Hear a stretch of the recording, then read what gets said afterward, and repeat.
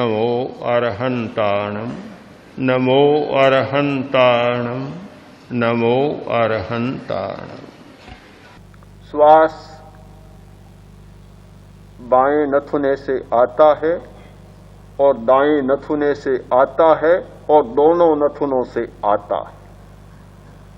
क्यों आता है और क्या परिणाम होते हैं कोई डॉक्टर नहीं बता सकता।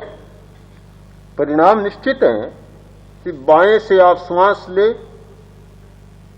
शरीर में ठंडक व्याप्त हो जाएगी। दाएं से श्वास ले, शरीर में गर्मी व्याप्त हो जाएगी। दोनों से श्वास लें, सुषुम्ना में चलें, आपका चित्त शांत हो जाएगा, विकल्प शांत हो जाएगा। पर क्यों होता है कोई भी शल्य चिकित्सक या फिजिशियन इसकी आपको व्याख्या नहीं दे सकता। एक अध्यात्म का मर्मज्ञ आपको इसकी व्याख्या दे सकता है। ये प्राण का प्रवाह, हृदय में प्राण का एक प्रवाह है, नासाग्र में प्राण का एक प्रकार का प्रवाह है, नाभि में प्राण का एक प्रकार का प्रवाह है और गुदा मूल में प्राण का एक प्रकार का प्रवाह है और हमारी समूची त्वचा में प्राण का एक प्रकार का प्रवाह है। अलग अलग प्राण के प्रवाह हैं। कोई भी डॉक्टर नहीं जानता कि ये प्राण का प्रवाह क्यों ऐसा है या नहीं जानता इस बात को। अभी ये विषय ही नहीं बना है। ये सारी बातें खोजी गई साधना की दृष्टि से और अंतर की यात्रा करने के लिए। केवल सप्त धातुमय शरीर को जानने मात्र से भीतर की यात्रा नहीं हो सकती, भीतर के दरवाजे नहीं खुल सकते। उन भीतरी दरवाजों को खोलने के लिए, भीतर की यात्रा करने के लिए इन सारे रहस्यों को अनावृत करना, उद्घाटित करना, अन्वेषित करना परम आवश्यक होता है। हमारे शरीर में नाड़ी तंत्र है। नाड़ी तंत्र के बारे में आज का चिकित्सक जितनी अच्छी प्रकार से जानता है उतना कोई दूसरा नहीं जानता।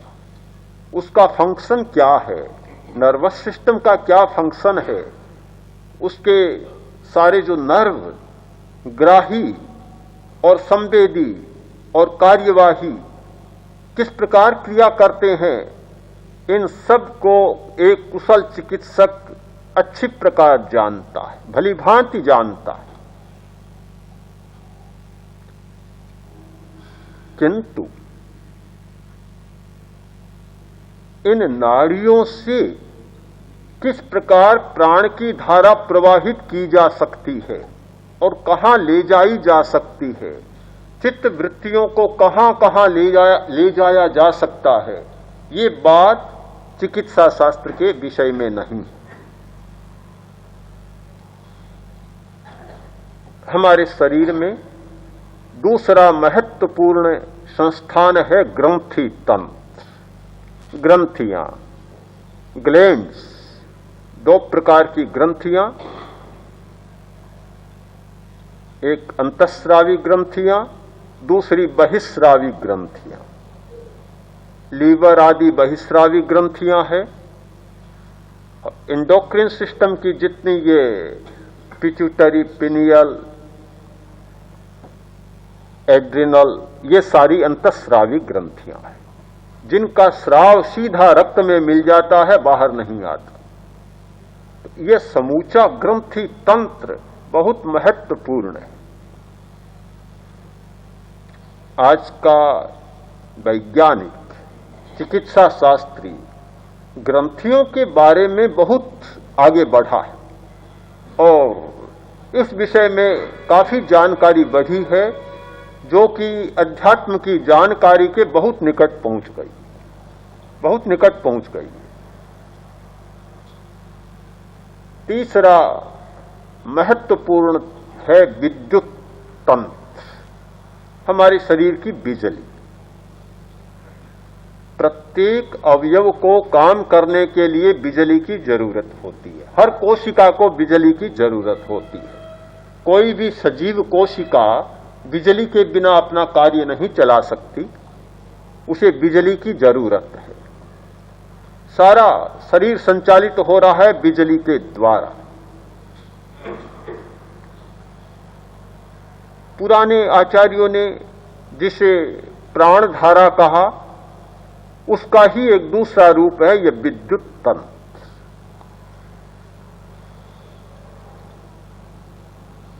हाथ, पैर, ये काम के तो बहुत है, किंतु इनका इतना मूल्य नहीं है, बहुत मूल्य नहीं है। केवल काम करने वाले हैं, किंतु काम का संचालन करने वाले नहीं है। हमारे शरीर में जिनका मूल्य है, उनमें 3 बातें मुख्य हैं। वही नाड़ी संस्थान, ग्रंथि संस्थान और विद्युत का प्रवाह, प्राण का प्रवाह, ये सारा संचालन करने वाले हैं। हमें साधना की दृष्टि से इन सब को जानना जरूरी इसलिए है कि नाड़ी संस्थान के माध्यम से हम सारे केंद्रों का पता चला सकते हैं, लगा सकते हैं। यह मस्तिष्क केंद्रों से भरा पड़ा है। क्रोध आता है, क्रोध का केंद्र मस्तिष्क में। लालची है आदमी, लोभ बहुत है, लोभ का केंद्र मस्तिष्क में है। भय, घृणा, उत्तेजना, वासना, स्वार्थ, झगड़ालूपन, वाद विवाद करना, बिना मतलब लड़ाई मोल लेना, विभिन्न रुचियां होना, इन सारी बातों के केंद्र इस मस्तिष्क में है। मस्तिष्क में कान के ऊपर एक बिंदु है। मस्तिष्क विद्या का विशेषज्ञ जान जाता है देखकर कि बिंदु कितना उभरा हुआ है, बता सकता है कि यह आदमी लालची है या नहीं। मस्तिष्क के उभरे हुए स्थानों को देखकर मस्तिष्क विद्या का विशेषज्ञ बहुत सारी भविष्यवाणियां कर देता है कि आदमी कैसा है, इसका चरित्र कैसा है, इसका व्यवहार कैसा है।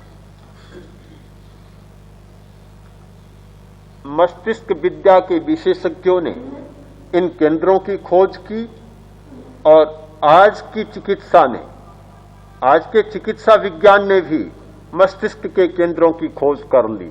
भूख का बिंदु है, नींद का बिंदु है, यह हमारा हाइपोथैलेमस जो मस्तिष्क का एक हिस्सा है, तापमान को नियंत्रित करता है, उसमें नींद का केंद्र है, भूख का केंद्र है। विज्ञान ने भी बहुत बड़े केंद्रों की, बिंदुओं की खोज की है। चिकित्सा विज्ञान, मस्तिष्क विद्या का विज्ञान और अध्यात्म का विज्ञान, ये तीनों इन बिंदुओं के आसपास घूम रहे। हमें शरीर को जानना इसलिए जरूरी है कि साधना करने वाले व्यक्ति को क्षमाशील, सहिष्णु होना चाहिए, उसके कसाय कम होने चाहिए, उसकी आदतों में परिवर्तन होना चाहिए, आदतें बदलनी चाहिए, क्रूरता कम होनी चाहिए। जितने दोष माने जाते हैं, बुराइयां मानी जाती हैं, वे बुराइयां समाप्त होनी चाहिए। धर्म का यही काम है, साधना का यही प्रयोजन है।